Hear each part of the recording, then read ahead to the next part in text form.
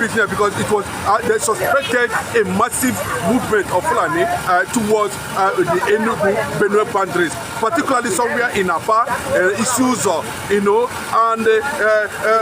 one other community too, and immediately the Benue youth elected the Enugu youth, and there was this joint alliance, and they moved towards that particular boundary between Benue and Enugu state.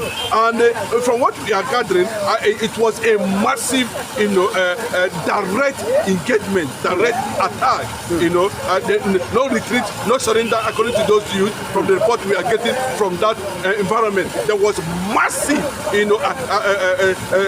crunch on Fulani herdsmen there, Boko Haram herdsmen, from the news we are getting from there. I think we are still waiting for the Benue governor, Alias or wherever, to make a statement towards that successful, reprisal attack, or to chase Fulani herdsmen completely from that community. And we are still waiting to hear from the governor of the Enugu state on that successive, launching of massive attack on these Boko Haram bandits, within those Enugu state boundaries, particularly somewhere along a place called Apa. It was massive. I said the forest is on fire now. As I speak to you, the entire community, youth, the Benue community youth, they are saying enough is enough.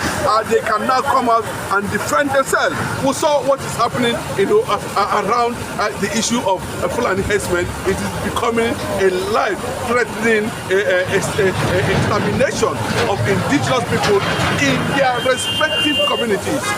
And I learned, that assault was led by one of the Boko Haram kingpin, one of the bandits Nigerians are looking for, and nobody knows whether he actually died in that attack, because they said after that attack, they are going to have a full presence in those boundaries and Enugu.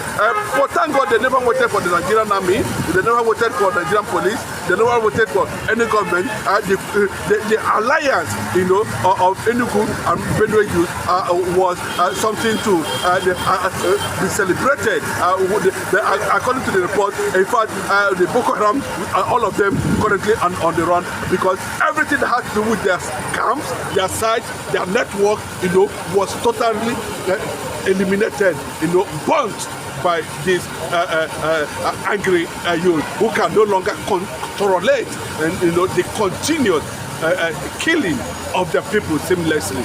And what do you think is